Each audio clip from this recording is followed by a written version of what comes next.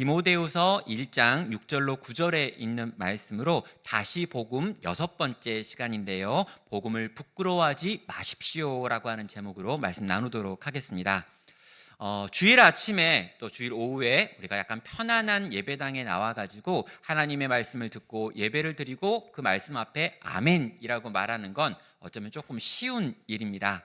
당장에 그 말씀을 가지고 월요일부터 시작되어지는 일상 속에서 사는 일이 훨씬 더 어렵기 때문인 거죠.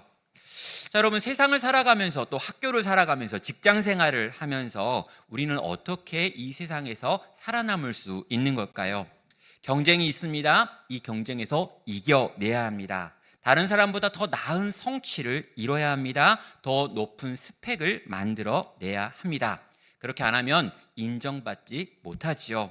사람들이 나를 무시하고 내게 손해보는 일을 행하면은요, 우리는 어떻게 합니까? 더 세고 더 강하게 이 세상 사람들과 싸워서 내 자리를 차지해야 합니다. 왜 그렇습니까? 한 번 져주고 또 져주면 나를 호구로 알기 때문인 거죠. 세상은 나를 밟으려고 합니다. 그런데 이 나를 밟으려고 하는 세상 속에서 나라고 하는 존재가 과연 그리스도 복음에 합당하게 살아간다라고 하는 건 뭘 의미하는 걸까요?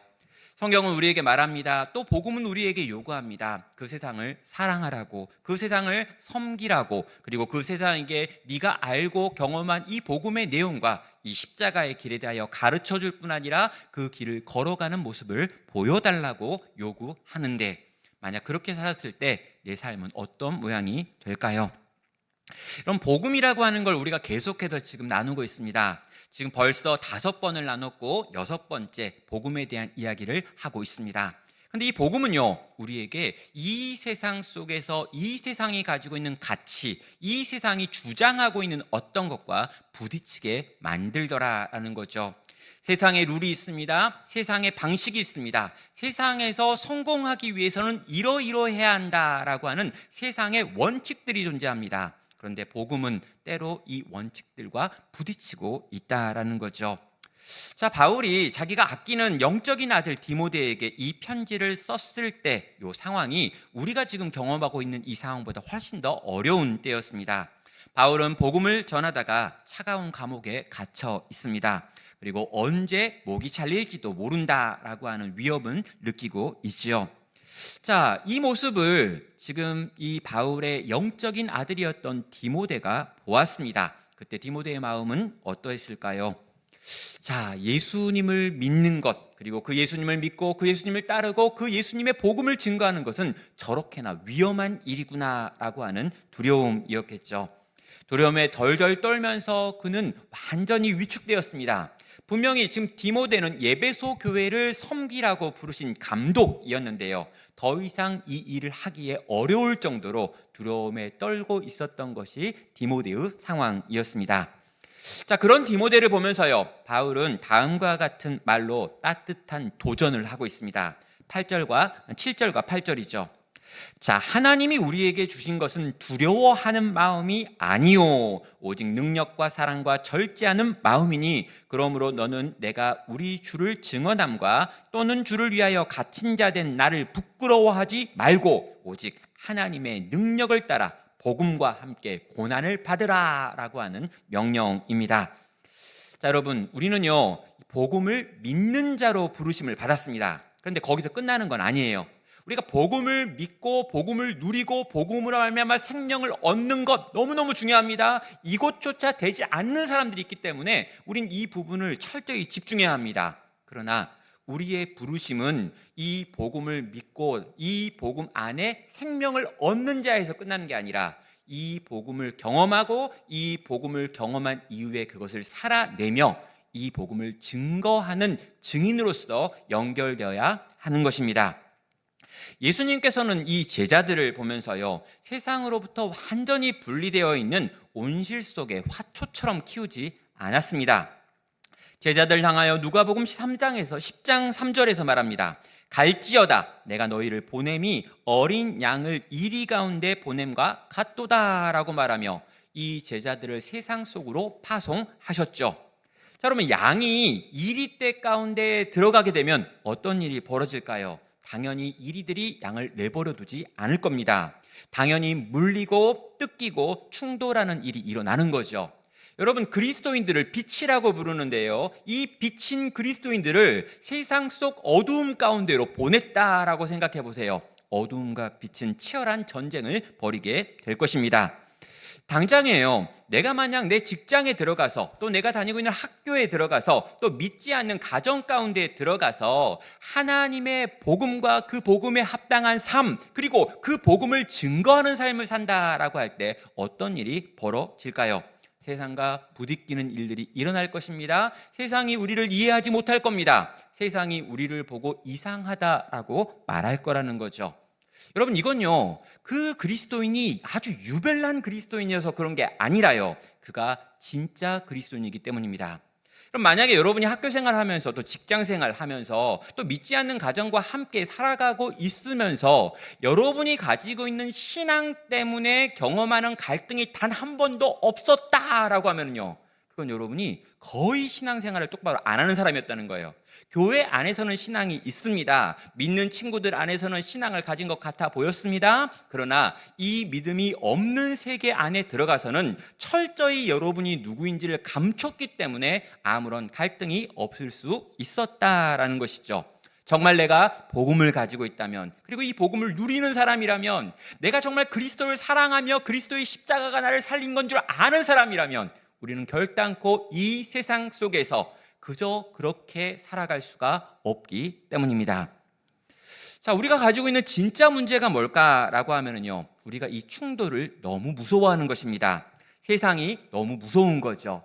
이리가 와가지고 날 물어버리면 어떻게 될까? 내가 손해당하는 게 아닐까? 내가 복음을 믿는다고 하고 이 복음을 붙들고 이 복음을 전하는 삶을 살았다가 이 복음 때문에 당하는 이 손실을 감당할 수 있는가라고 물어보면서 실제로 우리는 이 복음을 숨겨버리는 겁니다. 예수님을 사랑하지 않는 건 아닙니다. 그러나 예수님을 사랑하고 있는 내 모습을 보여주고 싶지는 않은 거죠. 직장 동료들에게, 학교 친구들에게, 나와 가까운 사람들에게 내가 크리스천이라고 하는 걸 철저하게 감추는 삶의 방식을 선택하여 살아가는 것입니다. 왜요? 손해볼까 봐 두렵기 때문인 거죠. 그런데 여러분, 이런 우리들을 바라보면서 지금 바울은 뭐라고 말합니까? 제발 복음을 부끄러워하지 말아라 라고 말합니다. 제발 예수님을 부끄러워하지 말아라 라고 말합니다. 제발 십자가를 부끄러워하지 말아라 라고 말합니다. 여러분, 어떻게 이걸 부끄러워하냐는 거예요. 어떻게 이 주님을 부끄러워할 수 있냐는 거죠. 어떻게 너희를 사망에서 생명으로 옮겨놓은 이 진리를 부끄러워하면서 이 땅을 살아갈 수 있느냐라고 도전하는 것입니다. 사랑하는 성도 여러분, 점점 더 예수 믿는 사람들이 줄어들어가고 있는 세상을 살고 있습니다. 또 여기 계신 청년들의 경우에는요, 더더욱 여러분 주변에 예수 믿는 사람이 줄어들었죠. 이제 거의 10명 중에 1명밖에 교회를 다니지 않는다라고 말하는 세상이 좀 20대들이 지금 경험하고 있는 주변의 분위기일 것입니다. 여러분, 온통 사방에서 믿지 않는 사람들이 둘러싸여 있는 것을 경험하면서 그 속에서 내가 그리스도인이라고, 내가 믿는 건 예수 그리스도라고, 내가 바라보는 건 십자가며 나는 그 십자가의 길을 따라 걸어갈 거라고 고백하며 실제 그 복음을 증거하는 삶은 우리를 두렵게 만들 수밖에 없는 거죠.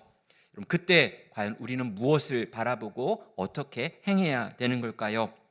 성경은요, 오늘 이렇게 말합니다. 우리에게 있는 두려움은 당연하다. 그런데 그 두려움이 하나님이 우리에게 주신 마음은 아니다. 하나님께서는 이 두려움을 이길 수 있는 무언가를 너희에게 주셨다라고 말합니다. 그리고 3가지를 말하죠. 하나님께서 우리에게 주신 것은 바로 능력이다, 그리고 사랑이다, 그리고 절제 않은 마음이다라고 말씀하시는 것입니다. 과연 하나님께서 우리에게 무엇을 주셨는지, 그것으로 우리는 어떻게 살아야 되는지를 한번 살펴보도록 하겠습니다. 첫 번째로 우리가 정리할 건 뭐냐면요, 하나님께서 우리에게 주신 것은 두려워하는 마음이 아니다. 그분이 주시는 능력이 있다라고 하는 부분입니다. 자, 여러분, 우리가 복음을 가지고 이 땅을 살아가려고 하면 가장 먼저 일어나는 반응이 뭐냐면 두려움이라고 하는 반응입니다. 내가 이렇게 하면 사람들이 나를 이상하게 생각하지 않을까라는 두려움이죠.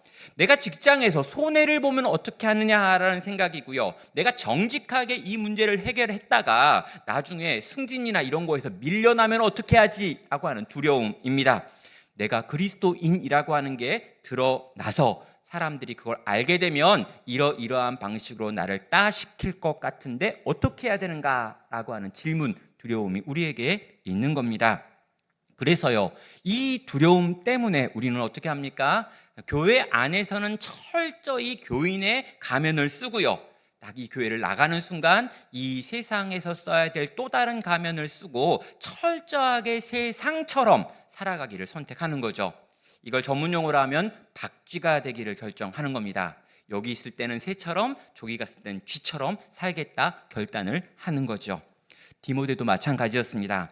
그는 바울처럼 담대한 사람이 아니었습니다. 아직 젊었습니다. 연약했습니다. 무엇보다도 자기가 존경하고 의지했던 바울이 지금 복음을 전하다가 감옥에 갇혀서 죽어가고 있는 것, 이걸 보면서 그들이 경험한 이 현실, 내가 지금 경험하고 있는 이 현실이 도무지 내가 감당할 수 없는 거구나라고 하는 생각을 하고 있었습니다. 그럼 로마 제국은 여전히 건재했고요, 황제의 권력 앞에서 모든 것은 다 작아 보였습니다. 이런 상황 속에서 예수가 우리의 주가 되십니다 라고 고백하는 것, 그리고 그런 사람들이 모여있는 공동체를 이끈다라고 하는 것은 그에게 공포처럼 느껴졌던 거죠.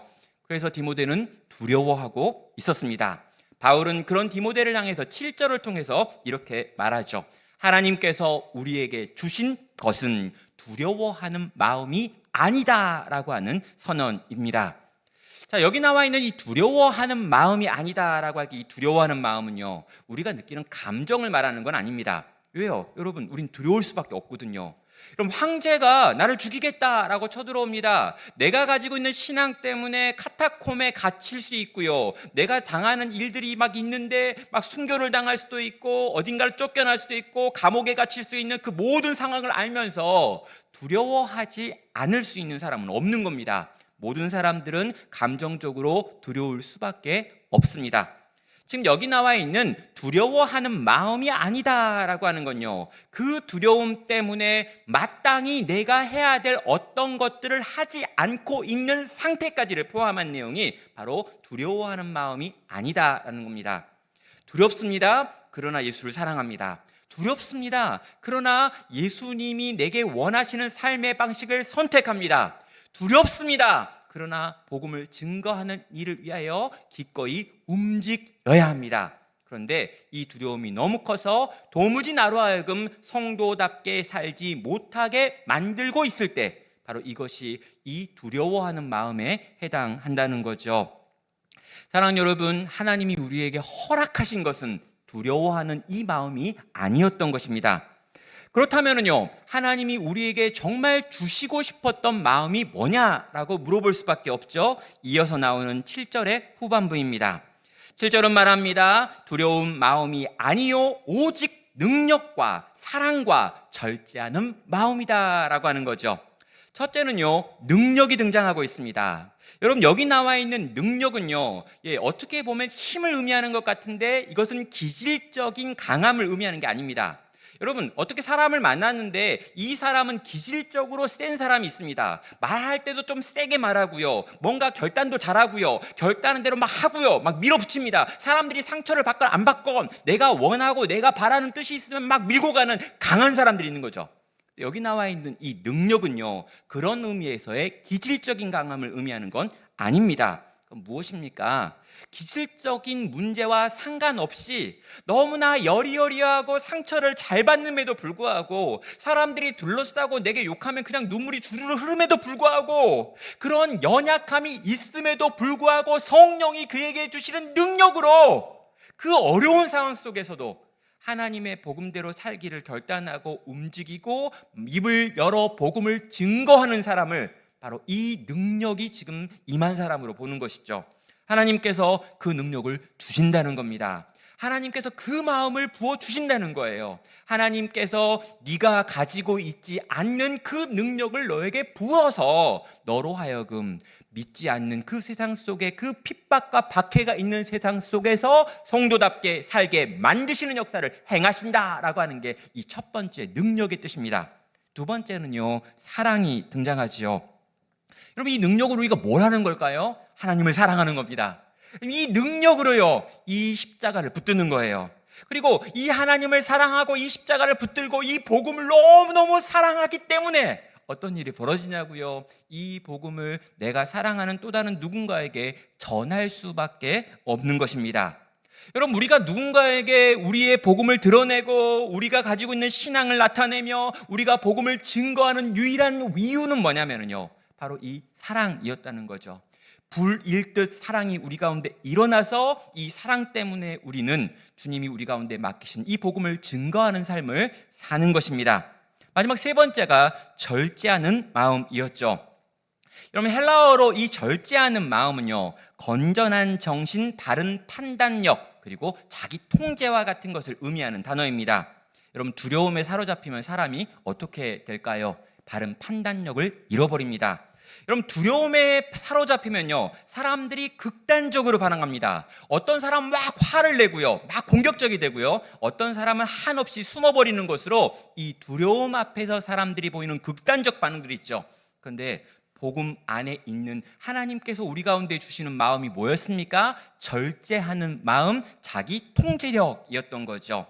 두려움으로 인하여 극단적인 무언가를 하려고 하는 그때 이 통제력이 우리 가운데 임함으로 그곳 그 자리 그 사람들한테 내가 해야 될 말이 무엇이고 행동이 무엇이며 어떻게 이 상황을 판단하고 평가하고 움직여야 되는지 깨닫게 하는 지혜의 영이 하나님께서 우리 가운데 부어주시는 영인 것입니다. 사랑하는 성도 여러분, 복음 때문에 세상이 두려워질 수 있습니다. 그러나 이 두려움이 우리를 집어삼키게 내버려둬서는 안 되는 것이죠. 왜 그렇습니까? 하나님이 우리에게 주시는 다른 마음들이 있기 때문입니다. 능력을 주님이 부어주십니다. 사랑을 그분이 부어주십니다. 그분이 우리에게 절제를 부어주십니다. 성도 여러분, 이 세 가지를 구하시길 바랍니다.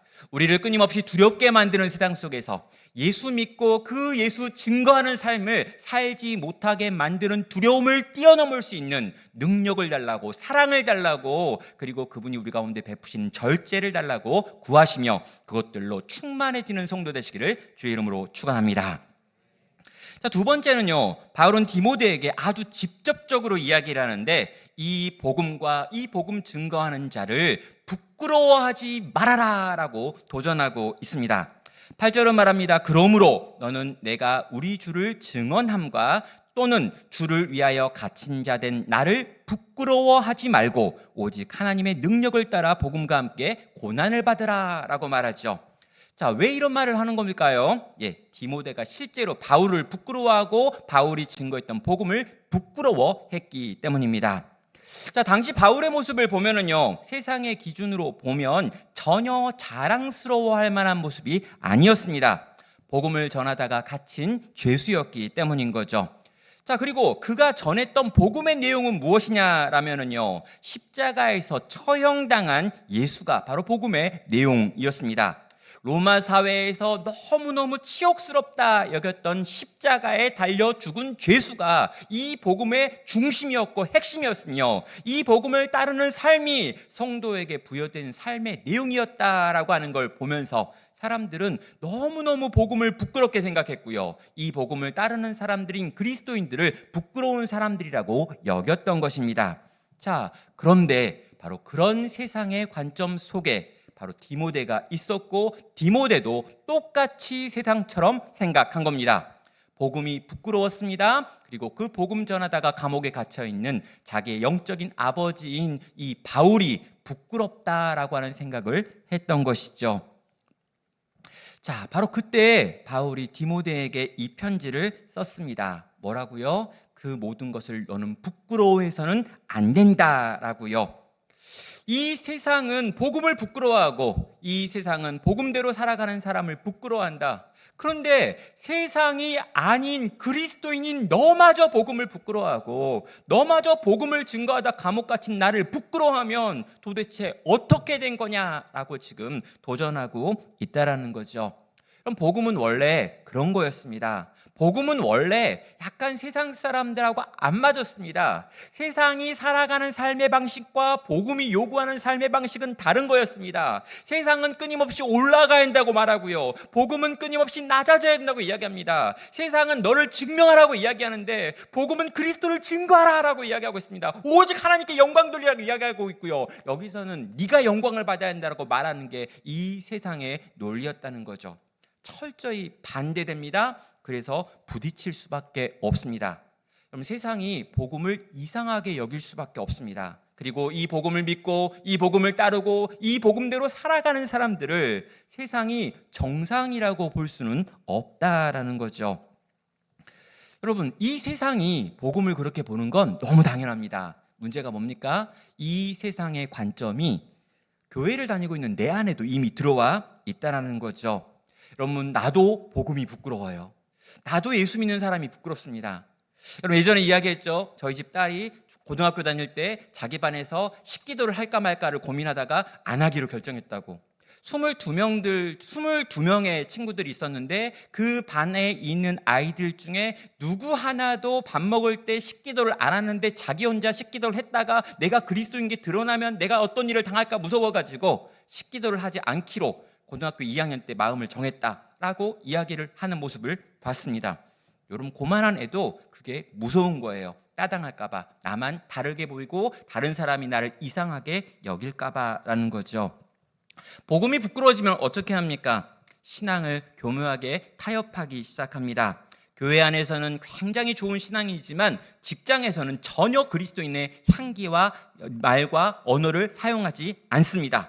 아무도 내가 그리스도인지 모릅니다. 주일날 교회 와서는 아주 멋진 찬양을 부르지만 평일날 절대로 찬양을 불러서는 안 됩니다. 혹시나 내가 그리스도인 게 드러날지 모르니까요. 자, 정직하게 살아야겠다라고 교회에서 결단을 합니다. 그러나 세상 속에서 정직하게 살았다가는 뼈도 추리지 못한다라고 하는 세상의 논리와 세상의 답, 이걸 품고 이 세상 속을 살아가더라는 거죠. 어떻게 됩니까? 점점 복음과 무관한 삶을 살아가며 처음에 느꼈던 어떤 선한 양심이라고 하는 것도 무뎌져 버리게 되는 것입니다. 그럼 복음을 부끄러워한다라고 하는 것을 생각했다가 문득 떠올랐던 일화가 하나 있습니다. 제 딸이 초등학교 저학년, 아마 2학년 때였던 것 같습니다. 당시에 저는 오래된 엑센트를 타고 다녔는데요, 이 엑센트에 우리 아이를 태워가지고 학교 앞에다 딱 내려주려고 하는데 갑자기 저희 딸이 막으면서 앞에 있는 전자랜드에 세워주고 나는 걸어가겠다라고 이야기를 하는 거예요. 그래서 제가 당황을 했습니다. 왜냐하면 전자랜드에서 학교까지 조금 거리가 되는데 내가 그냥 차를 타가지고 그 앞에 딱 떨궈주면 금방 들어가는데 굳이 거기서 한 100m 거리를 지가 걸어가겠다라고 이야기해서 왜 그러느냐라고 말했어요. 그랬더니 저희 딸이 말하지 않고 아무런 말도 안 하는 거예요. 그래서 제가 이제 계속해서 추궁을 했었죠. 그랬더니 딸이 그러는 거죠. 지난번에 아빠가 우리 친구들 다 태워가지고 잠깐 어디로 옮겨준 적 있잖아. 그때 아빠 차에 애들이 타가지고 아빠 차 뒤에서, 여러분 엑센트였거든요. 근데 뒤에 있는 창문이 돌리는 거였어요.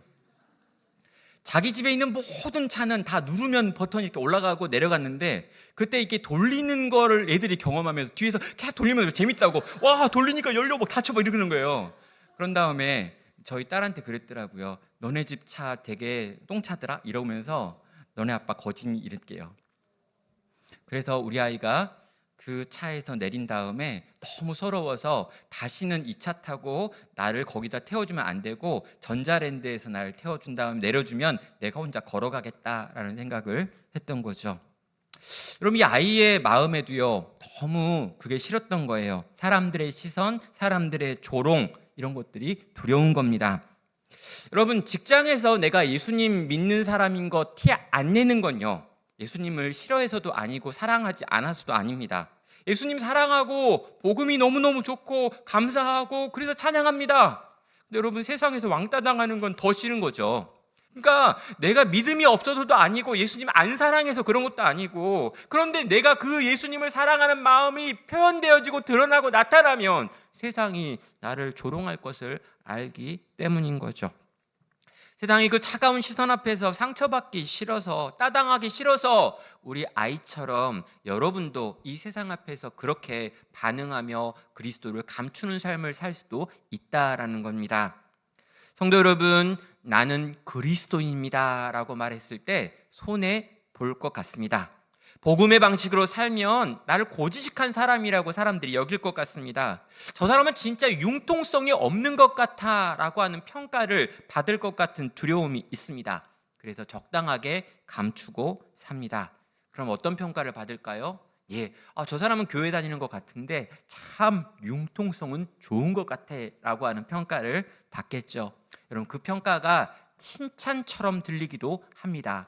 그러나 여러분, 조금만 더 생각하면 너나 나나 똑같다라고 하는 말이죠. 넌 교회를 다닌다고 하지만 그 교회를 다니는 게 하나도 티가 나지 않는 세상인 나와 넌 너무너무 똑같은 사람이구나, 너나 나나 똑같다라고 하는 말이 아주 융통성이 좋아 보이는 그리스도인이구나 라는 평가일 수 있는 겁니다. 사랑하는 성도 여러분, 혹시 여러분은 복음을 부끄러워하십니까? 여러분, 왜 복음을 부끄러워하는 걸까요? 복음보다 세상이 훨씬 더 커 보이기 때문입니다. 여러분, 세상의 눈으로 십자가를 보면 너무너무 초라해 보입니다. 그러나 영혼의 눈으로 십자가를 보면 십자가는 너무나 위대합니다. 세상의 관점으로 십자가에 달려 죽는 예수님을 보면 예수님은 아주 초라하고 힘없고 능력없고 무능한 죄수 중에 하나일 뿐입니다. 그러나 생명의 눈으로 예수님을 보면 여러분, 그 예수님께서 그렇게 십자가에 달려 죽으심으로 우리에게 영원한 생명이 생겼단 말입니다. 죄와 사망으로 말미암아 영원토록 죽을 수밖에 없었던 우리들에게 영원한 생명이 주어질 수 있는 유일한 방식이 예수가 십자가에 달려 죽는 방식이었고, 우리는 그 십자가를 붙들고 그 십자가 때문에 살았고 그 십자가로 살아가는 것이 우리들의 삶이라는 것이죠. 사랑하는 여러분, 세상의 가치로 십자가를 바라보는 것이 아니라 영혼의 눈으로 이 십자가를 바라볼 수 있는 내가 또 우리가 되기를 바랍니다. 사랑하는 여러분, 이제 바울은요 디모데를 향해서 이렇게 도전합니다. 이 놀라운 십자가의 가치를 네가 아느냐? 이게 부끄럽지 않느냐? 그렇다면 이제 이 복음과 함께 고난을 받자라고 하는 고난으로의 초청이지요. 8절은 말합니다. 그러므로 너는 내가 우리 주를 증언함과 또는 주를 위하여 갇힌 자 된 나를 부끄러워하지 말고 오직 하나님의 능력을 따라 복음과 함께 고난을 받으라 라고 하는 도전입니다. 여러분, 이런 도전은 좀 이상하잖아요. 우리 함께 개고생해보자 라고 하는 도전이에요. 우리 함께 진짜 땀 흘려보자, 애써보자, 한번 주구장창 힘들어보자. 지금 바울은요 자기가 사랑하는 영적인 아들 디모데를 향해서 내가 지금 엄청 고생을 하고 있는데 이 고생을 나 혼자 하기는 너무 아쉬우니 사랑하는 영적 아들 디모데야, 나와 함께 이 고난을 당하자. 나쁜 아빠네요. 지금 그는 로마의 감옥에 갇혀 있습니다. 죽음이 그를 향해서 시시각각 다가오고 있습니다. 디모데후서 4장을 보면은요 바울은 이미 여러 동역자들이 자기를 떠났다라고 하는 것에 대한 이야기를 하고 있습니다. 사람들이 다 떠나버렸습니다. 내가 사역했던 곳에 세워졌던 교회들이 무너졌다라고 하는 이야기도 이미 듣고 있습니다. 그런데 이런 상황 속에서 바울은 자기가 사랑하는 영적인 아들 젊은 디모데를 바라보면서 나를 불쌍히 여겨라, 이제 나의 시대는 끝난 것 같다라고 하는 신세 타령을 하는 것이 아니라 복음과 함께 우리 고난 당하자라고 말하고 도전하고 있더라는 거죠. 자, 우리는요 기본적으로 고난을 피해야 될 거라고 생각을 합니다. 고난이 찾아오면 하나님 왜 하필 납니까? 라고 말하며 이 고난이 마치 내게 안 와야 될 게 왔다라고 하는 생각을 하지요. 물론 우리는요 고난을 즐거워할 필요는 없습니다. 우리는 고난을 피해야 되는 본능이 있고 실제로 고난이라고 하는 것이 안 올 수 있도록 가능하면 여러 가지 방법으로 우리를 지켜낼 수 있는 일들을 행해야 합니다.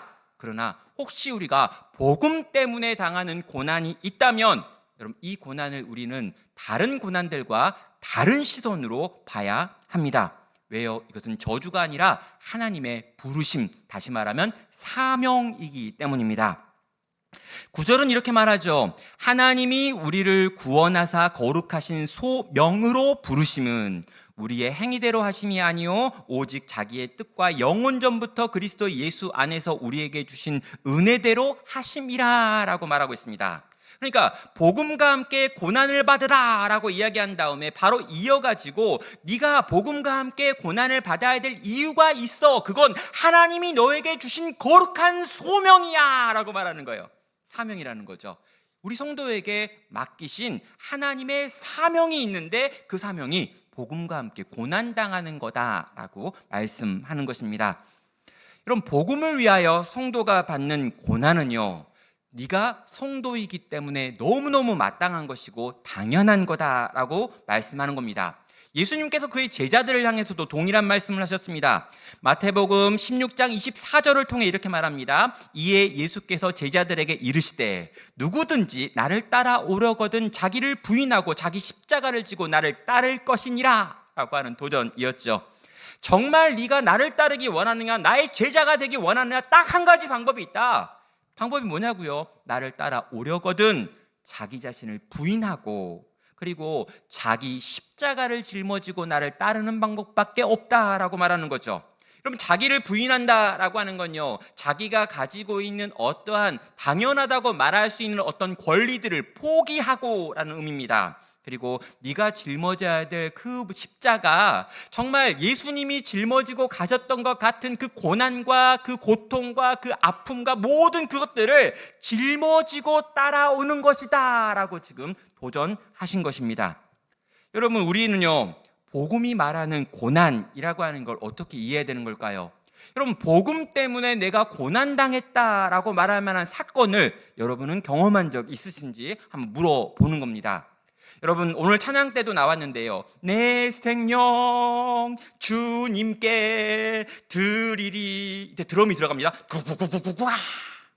여러분, 그러면요, 우리는 크게 고백을 하는 거죠. 내 생명 주님께 드려야지. 이게 이 순교자의 노래입니다. 그런데 여러분, 저는요, 가능하면 여러분 이 순교는 안 하셔도 괜찮을 것 같아요. 하나님이 여러분에게 굳이 순교까지 요구할 것 같지 않아요. 물론 그런 상황과 그런 시점이 오면 순교를 결정해야 될 수도 있습니다. 그러나 지금 이 시대를 살아가는 여러분들한테 여러분의 생명을 내어놓아라 라고 말하면 너무 멀리 있는 이야기예요. 그래서 우리는요, 알겠습니다, 내가 주님께 내 생명은 드리겠습니다 라고 말하죠. 그러면서 시간은 안 드려. 그러면서 우리의 물질은 드릴 마음이 없습니다. 내 능력을 드릴 마음은 없습니다. 내 젊음을 드릴 생각은 없습니다. 다 안 드리고 생명만 드린대요. 여러분, 주님이 우리에게 요구하시는 건요, 생명 이전에 지금 네가 나 때문에 당하는 손해가 있는지를 질문하고 계시는 겁니다. 주님을 위해 내가 내어드렸던 시간이 있습니까? 주님을 위하여 내어드렸던 내 물질이 있나요? 또 주님을 위하여 내가 포기했던 자존심 같은 게 있냐? 내가 정직하게 살아야 되는데 이 정직이라고 하는 것이 내게 손해를 끼칠까 봐 내가 이 정직을 포기하고 살지는 않았느냐라고 하는 질문들을 해봐야 하는 것입니다.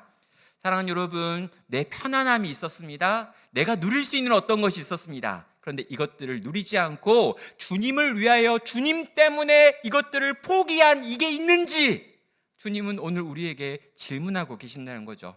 복음과 함께 고난받는다라고 하는 걸 아주 거대한 무언가라고 착각해가지고요, 실제로 내 삶 가운데 아무런 종류의 수고도 애씀도 없이 그렇게 살아가면서 내가 주님께 나의 생명을 드리겠다라고 하는 외침만 있는 게 우리의 삶은 아니었는지 묻는 것입니다. 세상 사람들이요, 그러면 이 복음 때문에 주님 때문에 손해보는 삶을 살고 있는 성도를 보면서 뭐라 그럴까요? 대표적인 말이 바보일 겁니다. 미련한 놈이라고 말하고 또 철없다라고 하는 말도 할지 모르겠습니다. 넌 진짜 바보 같다. 그 순간엔 거짓말 해야지. 아니, 그 순간에는 과감하게 앞으로 나가야지. 그 순간에는 막 뭘 해야지. 아니 그 순간에 예수 믿는다고, 그 순간에 네가 그리스도인이라고, 그 순간에 왜 하필 거기서 네가 예수 믿는 사람이라고 드러내고 하나님께서 기뻐하신 뜻이 이건 것 같다고 말해가지고 모든 것에 초를 치고 그걸 누리지 못하느냐라고 우리에게 말할 때가 있다라는 거죠. 사랑하는 여러분, 이 시간에는요 제가 정말 솔직하게 저의 이 본심이 어떤 건지 여러분에게 말씀드리겠습니다. 영상으로 남길지 말지 고민했는데 모르겠어요. 사실 제가 고백을 하겠습니다. 저는 전혀 이타적인 사람이 아닙니다. 깜짝 놀랐죠? 어떤 분이 제가 되게 이타적인 사람이라고 착각을 하고 있는 거예요. 저는 이타적인 사람이 아니고요, 진짜 이기적인 인간입니다. 진짜요. 완전 이기적이에요. 예전에도 계속 이기적이었고요, 얼마 전까지도 진짜 이기적이었고요, 지금도 이기적이고요, 내일도 이기적일 거예요. 왜요? 저는 제가 가지고 싶은 것 중에 가장 좋은 거, 제가 알고 있는 것 중에 가장 소중한 거, 제가 붙들고 싶은 것 중에 가장 아름다운 거, 요거 붙잡고 요거 포기하지 않고 그 누구한테도 이걸 내어주지 않고 끝까지 이거 붙잡고 살 거거든요. 난 절대 이거 뺏길 마음 없어요. 저는요 복음이 너무너무 좋아요. 저는 그리스도가 너무너무 좋습니다. 저는 예수 그리스도가 너무너무 아름답습니다. 저는 제가 가장 아름답다고 생각하고요, 제가 가장 귀하다고 생각하고요, 가장 소중하다고 생각하는 십자가에 달려 죽으신 우리 주 예수 그리스도 붙잡고 끝까지 가장 이기적으로 내게 가장 소중한 것 붙들고 이 땅을 살아갈 거라고요. 그 외에 그것보다 못한 것을 위하여, 그것보다 덜한 것을 위하여 이 땅을 살아갈 만한 마음이 없다고요. 그럼 제가요 친구가 별로 없습니다. 성격이 이상해서. 근데 제가 자주 만나지는 못하지만 1년에 한 번, 2년에 한 번 정도 만나는 친구 중에 너무너무 제가 좋아하는 친구가 있어요. 신학대학원에서 같이 이렇게 다녔던 친구고 저랑 같이 룸메이트로 있었던 친구입니다. 이 친구는요 되게 똑똑한 친구였어요. 중국에 가가지고 공부해가지고 거기서 의사가 됐습니다. 집안도요 아버지가 사업을 크게 하셔가지고 그 사업 때문에 돈이 되게 많았어요. 그래서 제가 30살 때 그 친구랑 같이 있을 때 그 친구가 서울에 있는 아파트 2채가 자기 명의로 돼 있어가지고 그 집에 가가지고 32평짜리 아파트에서 같이 고기 구워 먹었던 기억이 있어요. 근데 그 친구가 이제 열심히 의사까지 됐는데 갑자기 이제 전도를 받아가지고 예수를 믿게 되고, 예수를 믿은 다음에 내가 복음을 위해 살아야겠다 그래가지고 목사가 됐습니다. 그 친구는요 가지고 있는 게 많이 있었기 때문에 굉장히 큰 교회에서 대형 교회 부목사가 됐고요, 그리고 아주 그 교회가 밀어주는 거 여러 가지를 좀 받아가지고 편안하게 교회를 개척할 수도 있는 상황이었습니다. 그런데 이 친구가 했던 말이 뭐냐면 자기는 스타일이 개척이래요. 그리고 맨땅에 개척이 자기랑 스타일이 맞대요. 아주 또라이입니다. 그래가지고 이 친구가 교회를 개척하는데요, 지구가 아니라 화성에 가서 교회를 개척해요. 경기도 화성. 그래서 이 교회에 개척한 이 친구가 이제 사역을 열심히 했습니다. 너무 사역을 잘했어요. 그래서 이 사역이 지금 7년 정도 지났는데 성도 숫자가 많이 늘었습니다. 그리고 이렇게 많이 늘어난 성도들 중에 절반이 전부 불신자 전도해가지고 만들어낸 성도들이에요. 그래가지고 굉장히 유명하게 굉장히 많은 사람들에게 영향을 미치는 좋은 목사가 됐습니다. 지난주에 제가 이 친구가 사역하고 있는 교회 근처에 있는 다른 수양관에서 다른 교회 청년부 수련회를 인도하게 됐어요. 그래서 이 친구 내외를 불러가지고 함께 밥을 먹어야겠다 생각해가지고 연락을 했습니다. 그런 다음에 이제 밥값을 이제 낼 때가 됐는데, 원래 룰이 있잖아요. 그 동네에 갔으면 그 동네 사람이 사야 되잖아요. 근데 약간 지갑을 꺼내는 속도가 느린 거예요. 좀 힘든가 보다 그래가지고 제가 계산을 했습니다. 있는 건 돈밖에 없으니까. 그리고 이제 끝나고 이제 나오려고 하는데, 제가 늘 이 이제 친구가 있는데 이 친구와 함께 살아주는 재수 씨가 너무너무 이렇게 그 재수 씨를 볼 때마다 미안해요. 이 또라이 때문에 얼마나 고생을 했을까 이런 생각이 들고, 애도 아들만 셋을 낳거든요. 그래가지고 막 얼마나 이 사모가 고생했냐, 이 처 제가 그래서 볼 때마다 제가 몰래 봉투에다 이렇게 얼마 해가지고 또 이렇게 살짝 이렇게 주고입니다. 근데 제가 돈을 주면서 약간 싸한 느낌이 들었어요. 왜냐하면 그 전에 이제 몇 번 만나가지고 제가 이렇게 봉투를 딱 전달할 때는 필요 없다, 괜찮다, 왜 그러냐 막 이렇게 했거든요. 그날 이걸 싹 받는 거예요. 한 번에 대번에 덥석. 그래서 약간 진짜 이 두 번의 이상한 걸 보니까 약간 느낌이 이상해서 친구한테 사모가 간 다음에 이제 물어봤어요. 혹시 뭐 경제적으로 재정적으로 좀 어려운 일이 있냐라고 물었죠.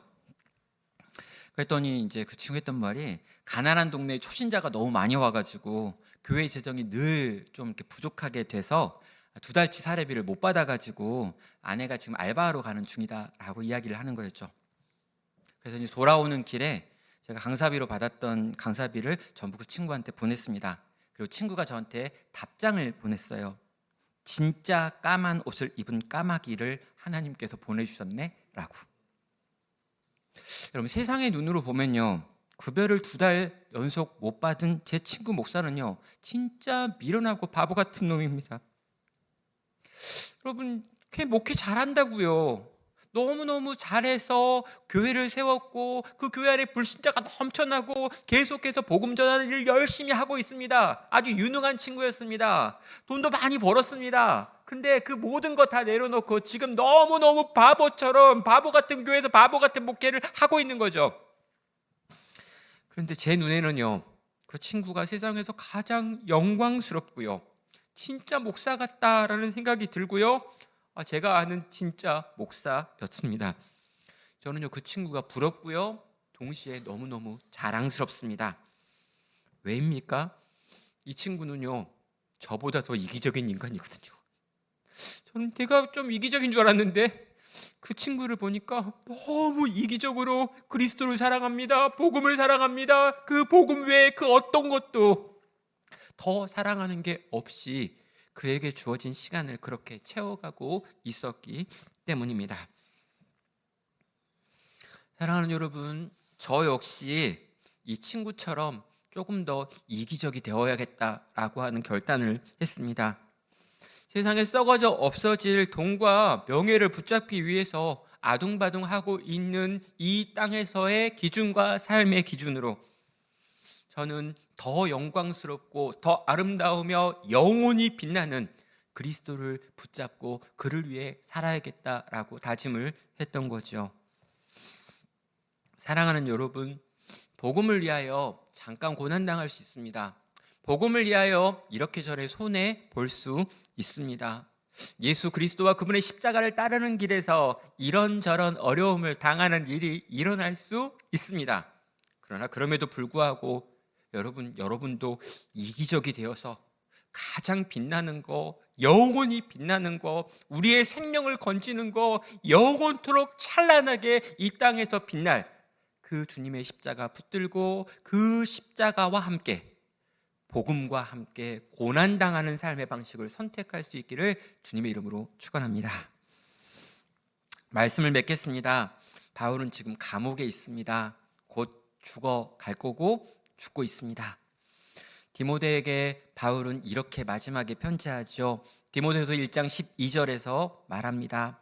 이로 말미암아 내가 또 고난을 받되 부끄러워하지 아니하면 내가 믿는 자를 내가 알고 또한 내가 의탁한 것을 그날까지 그가 능히 지키실 줄을 확신함이니라. 여러분, 뭐라고 말합니까? 내가 믿는 자를 내가 안다라는 거예요. 내가 지금 붙들고 살아가는 그분을 내가 알아요. 내가 예수 그리스도를 내가 아는 거예요. 십자가에 달려 죽으신 그분을 내가 안다는 거예요. 여러분, 이 안다는요, 사랑한다는 뜻입니다. 여러분, 내가 알고 내가 믿고 내가 말하고 내가 들려줬던 그 예수 그리스도를 나는 너무너무 사랑한다. 그리고 말하죠.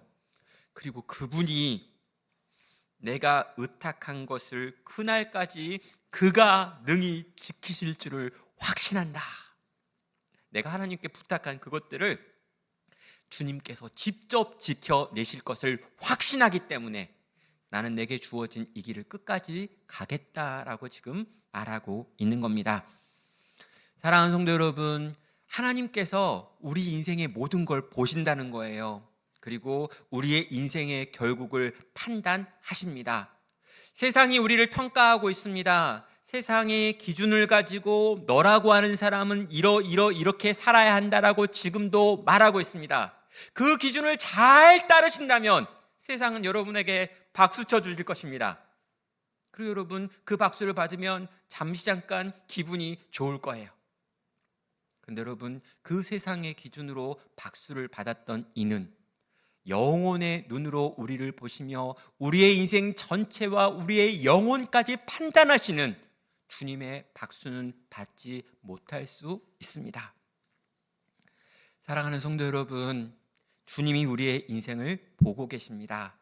그리고 그 인생에 대하여 평가하고 계십니다. 그 주님의 눈에 합당하게 복음과 함께 고난당하기를, 복음으로 인한 고난을 기쁘게 감당하기를, 주님이 내게 주시는 그 성령의 능력과 사랑과 절제를 통해서 내게 두려움이 밀려오는 그 순간에 내 입술로 복음을 증거하며 내 삶으로 복음을 나타내는 삶을 살아낼 수 있는 성도 되시기를, 그런 제가 되기를, 여러분이 되기를, 교회가 되기를 주님의 이름으로 간절히 축원합니다. 함께 같이 찬양하며 기도로 주 앞에 나아가겠습니다. 주님이 홀로 가신 그 길 나도 따라가오. 모든 물과 피를 흘리신 그 길을 나도 가오. 험한 산도 나는 괜찮소. 바다 끝이라도 나는 괜찮소. 죽어가는 저들을 위해 나를 버리길 바라오. 이 찬양을요 최근에는 거의 불러본 적이 없습니다. 왜냐고요? 이런 찬양을 부르면 양심의 가책이 느껴지거든요. 안 할 거면서, 안 살 거면서, 그렇게 살 마음이 없으면서 또 거짓말로 노래하는구나 라는 생각이 들어서요. 근데 그럼에도 불구하고 한번 이 찬양 불러보려고 합니다. 찬양을 하다 보면 조금이라도 마음이 생길까봐, 이 찬양을 부르다 보면 조금이라도 마음이 움직여질까봐, 그래서 이 찬양의 가사로 이 찬양에 우리의 마음을 담아서 기도하면서 함께 같이 찬양하겠습니다.